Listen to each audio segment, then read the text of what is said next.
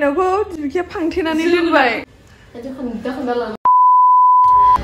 Hello everyone, welcome back to Mandira's vlog. दा नै जों दिबिकाजों आंजों गुवाहाटीयाव थांफिनगासिनो ओमफ्राय बासाव जेव बासनि नाजारेखौ नायनो हागोन ओमफ्राय जोङो बिदिब्ला थांग्रोबाय थानोसै so let's start the video guys. नै ओरैहाय थफ्ला थफ्लि लादों माबा आसार लादों आंना अमा आसार लादों ओमफ्राय दिबिकाया माबा माबि लादों ओमफ्राय बेयाव मामोनथाय सेन्देलफोर मोनदां आं बावबाय ओमफ्राय जायखिया थांग्रोबाय थानोसै जोङो ओमफ्राय नै ओरै दिबिकाया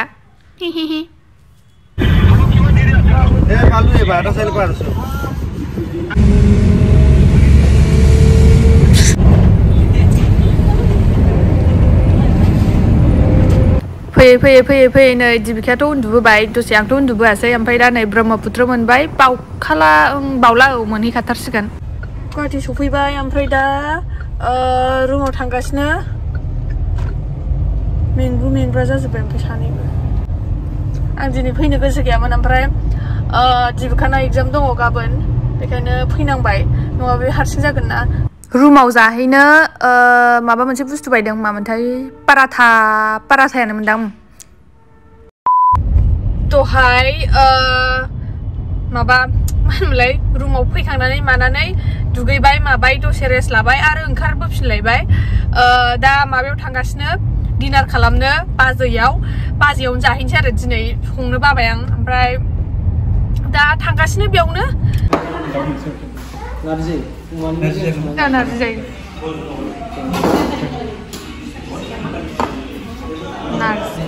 दाउ बिहरबाय आंनि थाखाय ओमफ्राय ओरै बाथोन साथोन दङ अनला दङ नारजि दङ दालि दङ सबाय दङ सालाद इरि थेवबो आङो नारजिखौनो साबसिन मोनो साम' एवनायबो मोनोनो बाजै हटेलाव बेखायनो साम' एवनायबो बिहरबाय जानो लुगैदों साम'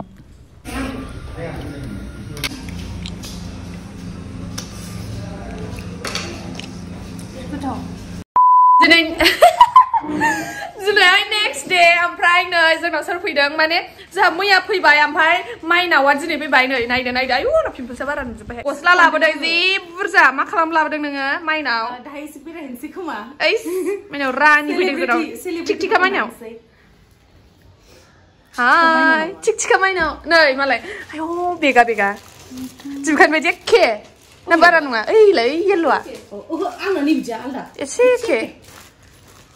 ओइस दिबिकाया गगा मोनदों बे हाबा जायै गगा मोनजोब्बाय माइ ओइस बाबा औ आं दखानबो होयो रायजो राजाफोर आंना इयारिं दखानबो दङ इन्स्टाग्रामाव नायनो हागोन डेम' नायनोबा नै मेन्डिस क्लजेट इन्स्टाग्रामाव दङ अर्डारबो हरनो हागोन नै बेलाय आंना डेम'आ बेनो माबा इयारिंनि डेम' आरो दंबावोसो खोमा ना मेरला नै बेबो लाबोआसै जायखिजाया आंनाव माबायाव मेन्डिस क्लजेट होननाय इन्स्टाग्रामाव नायनो हागोन बेयावनो नुजोबगोन गासिबो दंजोबो हिन्जावफ्रा बायनो हागोन आरो हौवाफ्राबो गार्लफ्रेन्डफोरनि थाखाय गिफ्ट होनो थाखाय बायनो हागोन आरो हिन्जावफ्राबो गावनि बयफ्रेन्डनाव बिनो हागोन गावनि क्रेनबेरिखौ इस' नों लांसै नामा लांदो दिबिकानिमोन ओमफ्राय दिबिका जालानो नै बै पिंक कालार लिरनाय बे पिंक होननायाबो बेबो माइनावनिनो नैबे थफ्ला थफ्लि लाबोलायबावो मालाय बिसाल ओंखाम संगासिनो ओंखाम ओंख्रै आलु भाजा ओरै नेगासिनो आलासिफ्रा उखैथारबायनो आयौ आलासिया आयौ बेसेबां वेटलै नोंना जागोन दा 120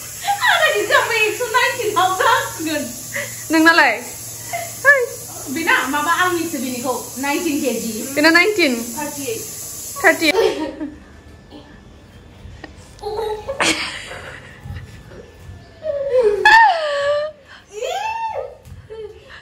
एबार नों थिखोनो जिउखागौ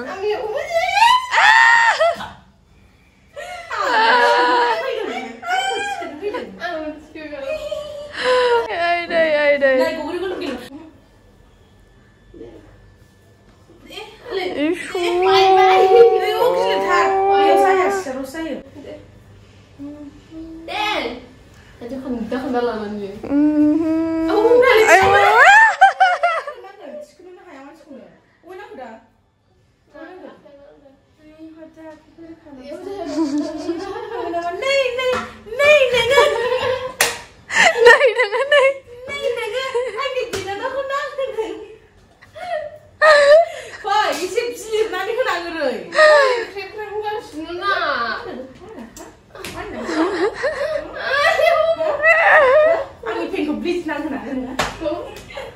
ब्लिच होनांलाय फेन होननानै ब्लिच नांगौ गाबल' हाफुआ लायबाबो आयौ आयौ आयौ आयौ बायदि बायदि बायदि होनलाय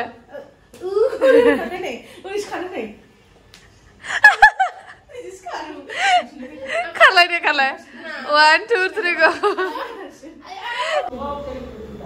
কিমান দেৰি হ'ব দে হ'ব দে নহয় নহয় খানা বনাইছিলো ন দে হ'ব মিছা মিছা মই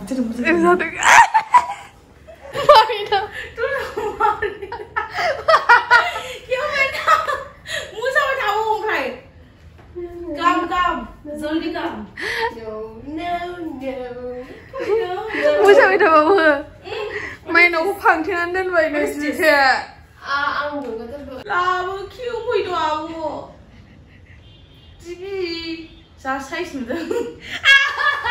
जा किउ जोंना देबिया फैदो दाय सावमिन जाहैगोन किउ फैदों दाय माइनावखौ दिबिखाया फांथेनानै दोनबाय बुरजा होगोन आं फै मम' जानो लुगैदों आं दा मम' जानो फै दिबिका अबाव maybe street बेसेबांनि 10 20 30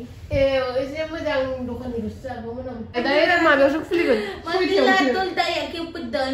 ओइ आं दा 4:30आवसो डाइरेक्ट खुलिगोन थांसै बिदिनो गस्लाखौ बे बारायाव मा फैसायाथ'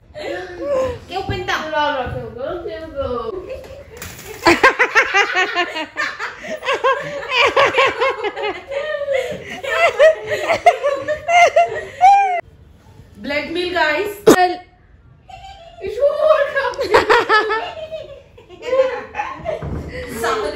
I'm just joking. बुलायलायबाय बुलायलायबाय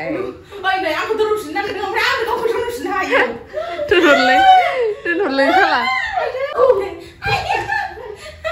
नांगौ फैनानै बोरैबा बिमानो फन हरनांगौ